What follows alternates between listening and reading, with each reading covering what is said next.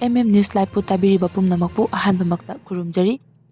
News Live channel asibu nungshibiduna thawai hakchang yauna tabiriba viewersingi mafamda kanga mari lainana channel asigi maikaidagi pisa lonsada thawai yaubiriba viewersingi damakta nungaiba paw ama puduna lakchari madudi ngasi July 17 asidagi hauraga lakadoriba August ki tang 10 phawgi manungda nungsiraba viewersingna share tobiduna paw asibu 20k views yoba tarabadi share tobiriba singi damakta electric machine gi tereng ama lucky draw oina thamjari.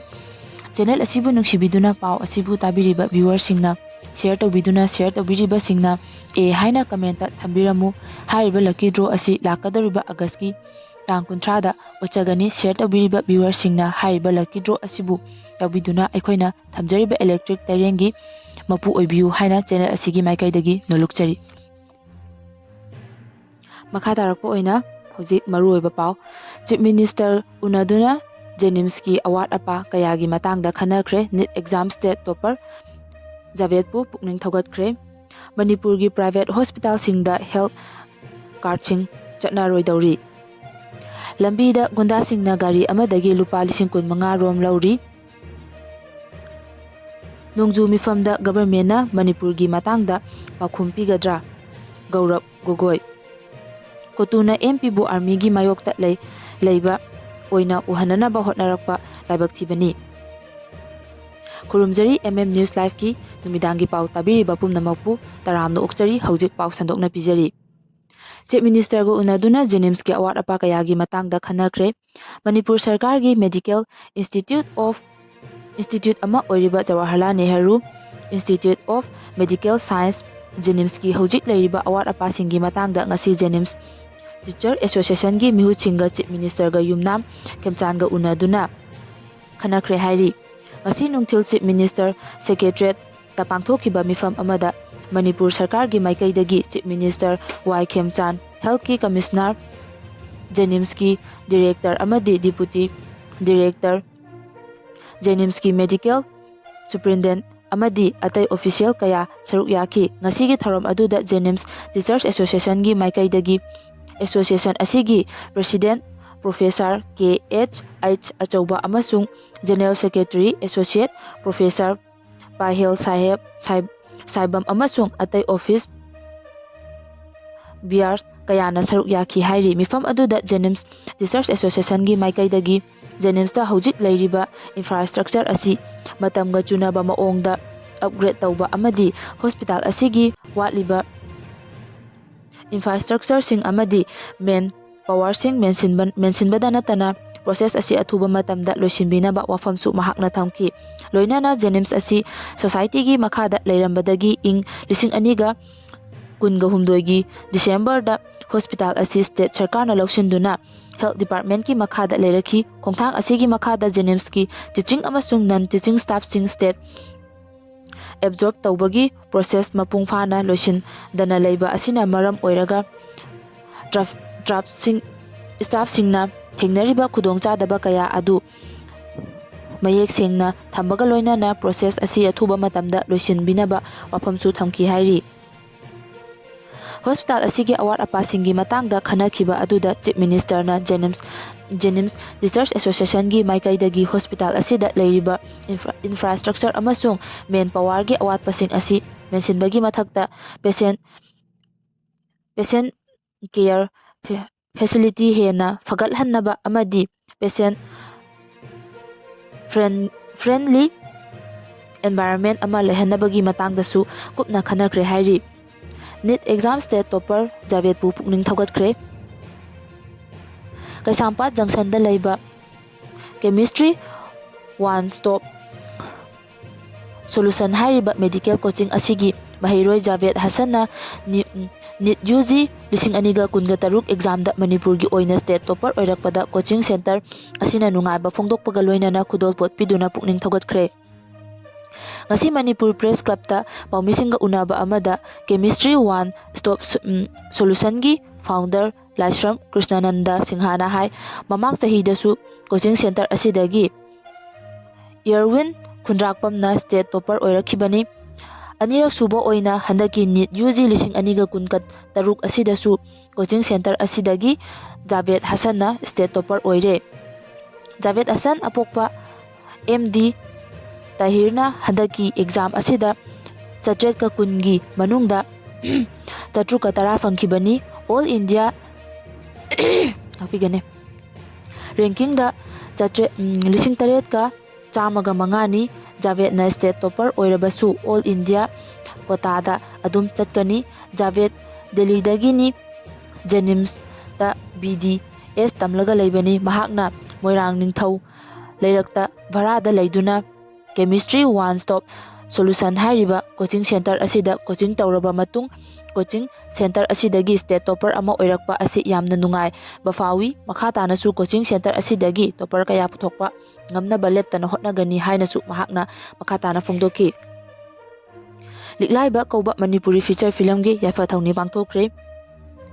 Crown Empire gi banner makhada Michael Huidromna iba amadi direction piba liklaiba haina mingthonba Manipuri feature film amagi yafa thongni thoram ama ngasi Laining Thau Sanamahi Temple da pangthokre Moirangthem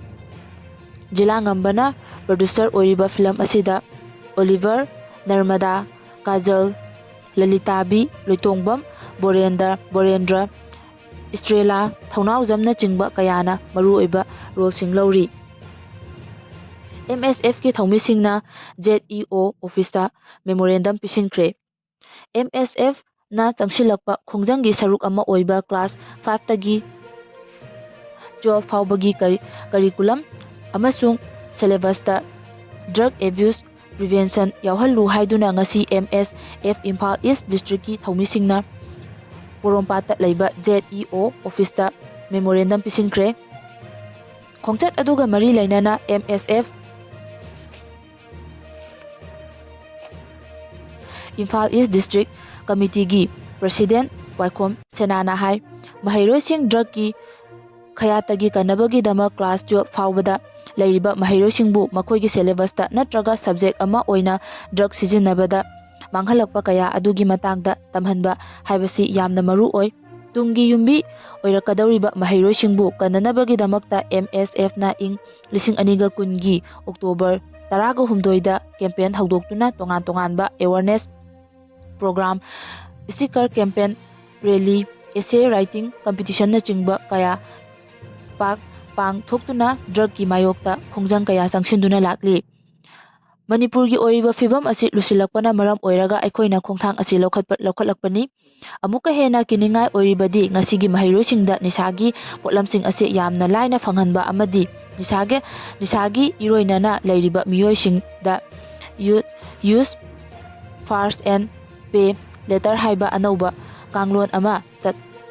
tharakpa asini loan lobagi EMI thibagi maongda nisada tawrakpa asina inkhalakliba mahairosingda achauba chaitheng piri masidagi kanabagi damak naha oiriba singbu wakhal tahanba changi masigi damak aikoina drug abuse prevention gi curriculum amasung syllabus ama haptuna class 5 tagi 12 faubada tambinanaba mari leinaba singda matam kayagi mamangdagi taksinduna lakli nupa amadi nupisingi oiba state level marathon race pangthoklagani Patriotic Day Observation Committee Manipur Athletic Association of Manipur Lamyanba Hizam Irabat Ningsinglup United Club Yai School Athletic Club amasung Selin Digital Manipur na sinduna lakliba August 18 da nupa amadi nupisingi oiba ahanba state level marathon race ama pangthoklagani ngasi Manipur Press Club ta pangthokiba paumisingi unaba amaga Patriotic Day Observation Committee Manipur gi Advisor Rajkumar Dilip Nahai athaubasingi khonggul liba haina mingthonba marathon race asida saruk yaningbasinga ngasidagi lupa chani piba form amamam lobiraga lakliba August 9 faubagi manungda form pisinbiyu loinana marathon race asida ahanba position taraklaba aduda lupa 10,000 ani suba position lupa 10,000 amasung ahum suba position da lupa 10,000 pigani marathon race asi numit asigi ayuki pung 9 taba matamda Thobal Mela ground dagi lamtharaga Imphal ge High School Athletic ground da lamthungpham oigani hainasu Patriotic Day Observation Committee Manipur gi Advisor Rajkumar Dilip na makhatana phongdokhi lambida gunda singna gari amadagi lupa 15,000 rom lauri. Jiribamdagi Imphal faubagi lambi lona yadaba maongda tongan-tonganba lupsingna sel khaibagi wafam achauba issue ama oiringai da Manipurgi mapandagi lakpa driver amana social media da Manipurgi asengba masak haina social media da thadorakpa video ama viral oikre. Social media da viral oirakiba video aduda mapandagi lakpa driver aduna highway asida tongan-tonganba loop natraga organization singna sel khaibagi damak pirakpa che macheching utpaga loinana kilometer 2 rom sangba Jiribam Imphal lambi asida gari amadagi lupa 15,000 rom gunda singna khairi. Masigi mathakta poliski tongan-tonganba mafamsingda hangba butsingisu apikpa senfam piri. Kilometer 2 romgi asangba lambi asida gari amadagi lupa 15,000 rom laurabadi driver sing kari tawgadabano khangdre masini Manipurgi asengba saktam haina fongdokli. Nongju mifamda government na Manipurgi matangda pakhum piragadra Gaurav Gogoi. Handak pangthokadariba parliament ki nongju mifam asida Congress party na maru oiba issue kaya pukhatnabagidamak thorang tawri adubu government na issue sing asi namsinanaba hotnari. Masigi manungda Manipurgi matangda pukhatkadariba wafamda government na pakhum pigadra haibasi achauba wahangni haina Congress ki luchingba Gaurav Gogoi na fongdokre. Kotuna MP bu army gi mayokta leiba oina uhananaba hotnarakpa laibak thibani. Kotuna MP Dr. Amomcha Bimol Akoijambu Indian Army amasung Indian Security gi mayokta leiba mi ama oina project taunaba hotnarakpa asi laibak thibani haina handakta INC da yaukhraba Dr. B Sarachandra Sarmana fongdokre. Paumisinga unaba amada Dr. B Sarachandra Sarmana hai leimakong chingmangda security gi mamangmaktada yum taruk mai thakiba adugi matangda pendaba fongdokhiba MP Dr. Angomcha Bimol Akoijambu Kotuna aranba maongda uhananaba hotnarakpa asi khudakta handokadabani Indian Army gi mayokta MP Bimolna aranba wafam amata fongdokhiba leite.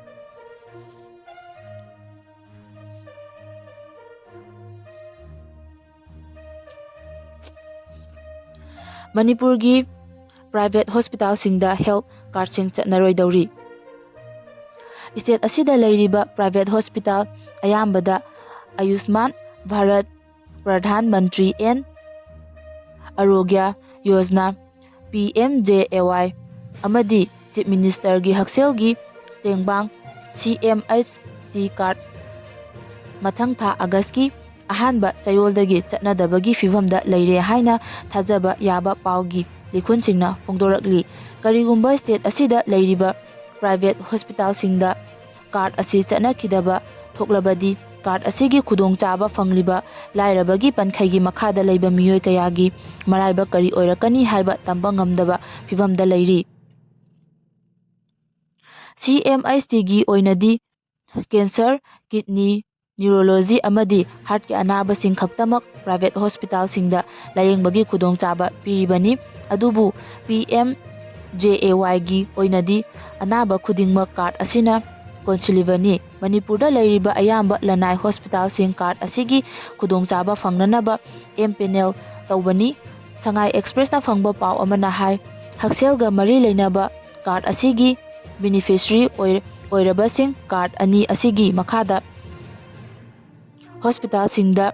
layengkhibagi lengakna pithokfam thokpa senfam sing pithoktaba chahi anirom sure. Phibam asina hospital sing asida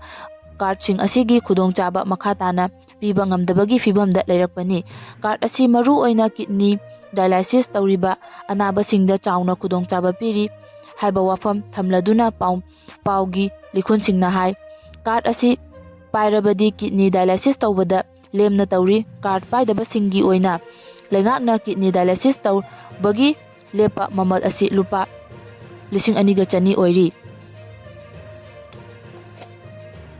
Matang asida MM News Live na pajaba numidangi pau loijare tabiriba pumnamapu amuka hana khurumjari.